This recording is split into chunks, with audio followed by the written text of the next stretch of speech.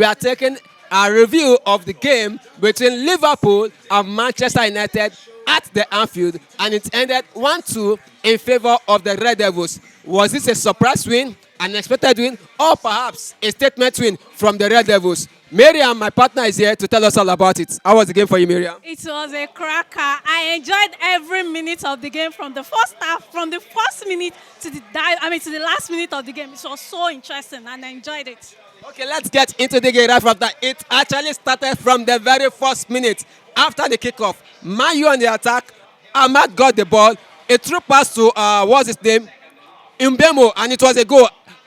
Did you expect that? To be honest, I didn't expect it. I never knew I was going to get an early goal in that game. But it came as a surprise, as a shock, because it was so surprising. But that was a great goal from Mbemo. So great.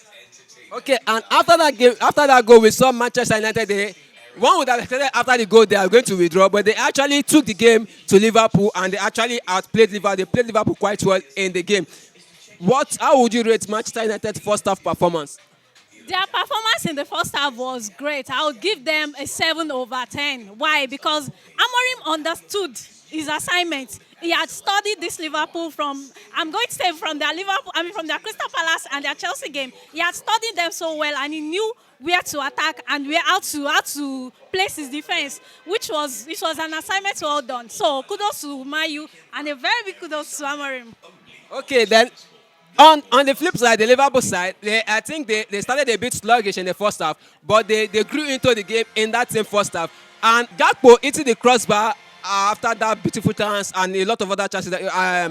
Salah missing a sitter, all of that. And then how was Liverpool's performance for you? Liverpool performed so well too, but it was quite unfortunate that they didn't get the winning. There are some shots, in fact, there are some shots on target. And Gakpo, for me, I would pick Gakpo as the man of the match for Liverpool. Trust me, because he had great opportunities. He was doing one-on-one with Ahmad, because since they had they had a lot of clash together. But it was Gakpo had a great chance. Salah, on the other hand, I don't know, is he aging? I'm not getting Salah. The Salah we know, or I know, would have gotten a goal in this game. Why? Because the chance he missed was something he had scored, and he had goal during his good time of play. But it was quite unfortunate that he was a bit sluggish in this game. In fact, I didn't see more of him. And talking about Salah, at a point I felt Slot was supposed to have bring in Frimpong earlier in the game instead of bringing him so late. But like I said, I don't know, maybe it's his age or something, but Salah is losing it. Well, okay. Well, for Salah, one will also have to consider the fact that apart from age, I think Slot prefers him to stay high and wide. And most times, he's always the highest point on the field, so it's not what he's used to.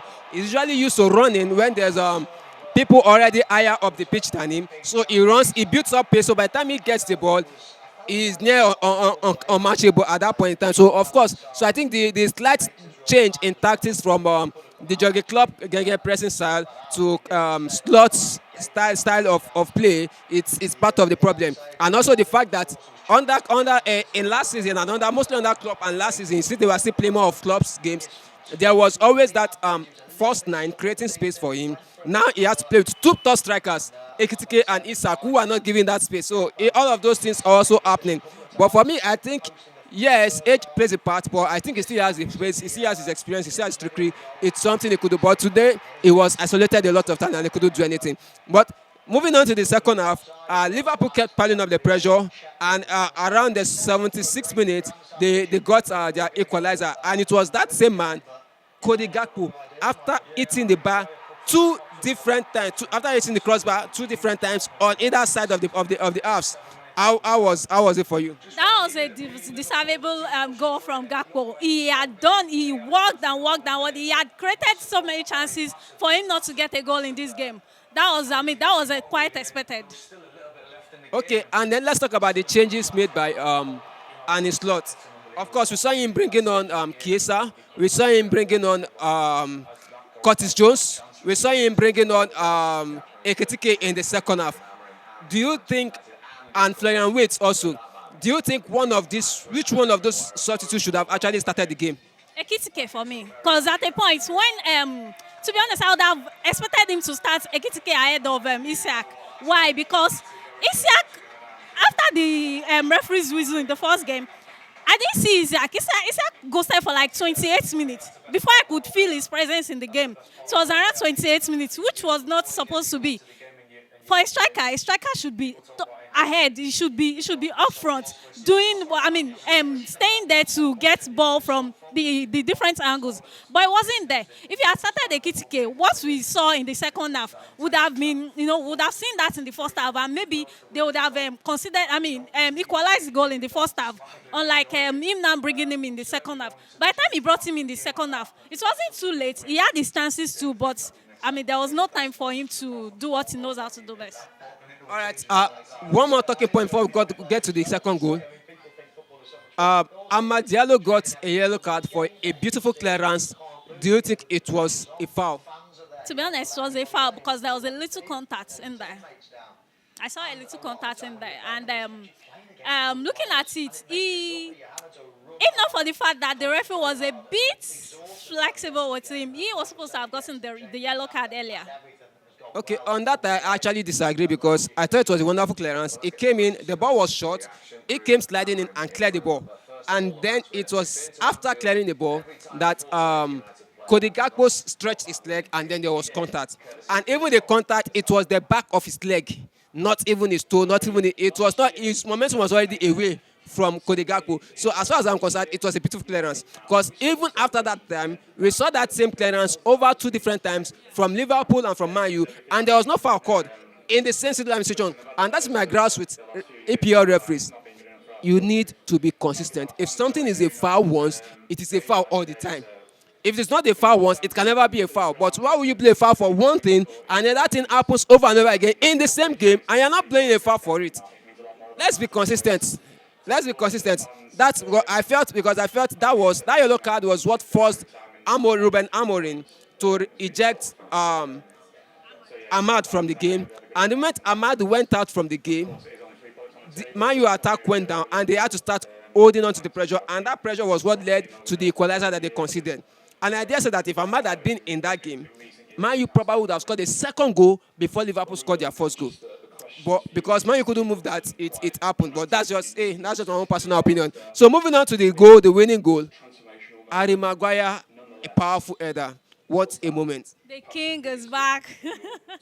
That was I was a bit pissed with Bruno's performance. Why? Because he had some chances too which he lost. He had so many chances he lost, but at the end of the day, he was able to give Harry Maguire a great assist, which ended in Manchester United winning the game. So that was a good header from Maguire. It came at the right time, and they were able to lock it down till the final whistle. So it was a good one for them.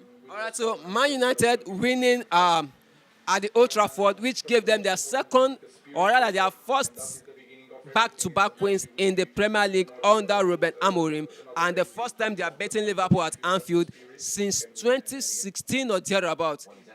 Has it been a long time coming, or it just happens to be Manchester United's day? To be honest, I'll say it is a Manchester United day. Why? Because they haven't really been performing for them to have gotten these things. But I saw my United performance today, and I was asking myself if this is the prime United I'm seeing, because they had a very good game. Amorim studied the game, the Liverpool's previous game. He knew what to do. He knew how to get a goal. He knew how to get a winning, and they locked it in. So yeah, it was a good one for them. All right, so that's all for us for this week. And also, in the course of the week, there's going to be the Champions League and the Europa League and the Conference League. And so, a whole lot of football ahead. And also, in the weekend, we'll be back here with some massive games to talk about and to analyze. Thank you for always taking your time. And we also want to hear from you. And let us know your thoughts on the game between Liverpool and Manchester United. Please drop your thoughts in the comment section of this video. And also don't forget to click on the like button and also subscribe and share this video. And also follow us across all our social media handles, as you can see below on the screen. Thank you for your time. Remember, Patriot TV, more sports, information and entertainment. Have a great weekend.